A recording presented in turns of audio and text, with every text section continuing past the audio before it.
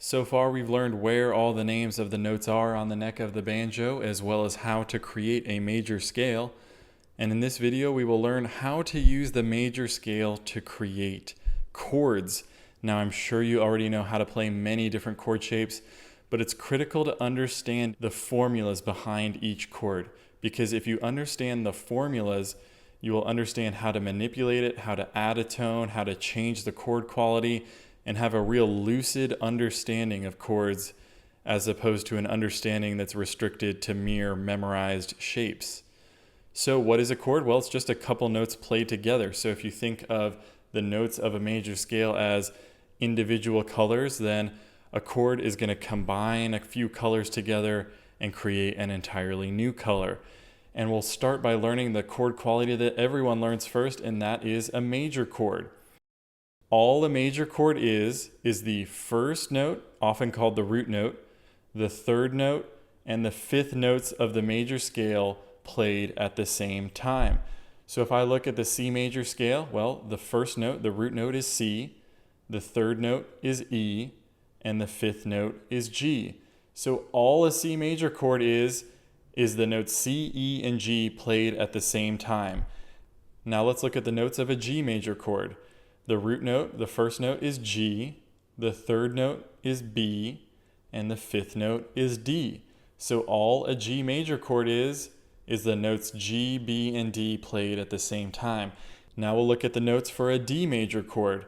The first note, the root note, is D, the third note is F sharp, and the fifth note is A.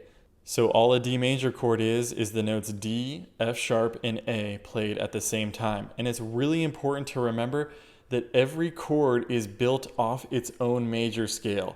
So if I want to make a D chord, I have to build it off the D major scale, which has an F sharp in it. If I want to build a G chord, I'll build it off the G scale. If I want to build an A flat chord, I'll build it off the A flat scale, and so on. So that's a really important point to remember. Every chord is built off its own major scale. Now let's learn about another common chord quality, the minor chord. All a minor chord is the first, the flat third, and fifth of a major scale.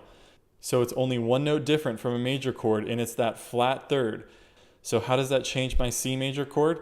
Well, my major chord was C, E, G, so my minor chord will be C, E flat, and G. Not too tricky. How about a G minor chord? My G major was G, B, D, so my G minor will be G, B flat, D. Again, just taking that third and moving it down one key or one fret.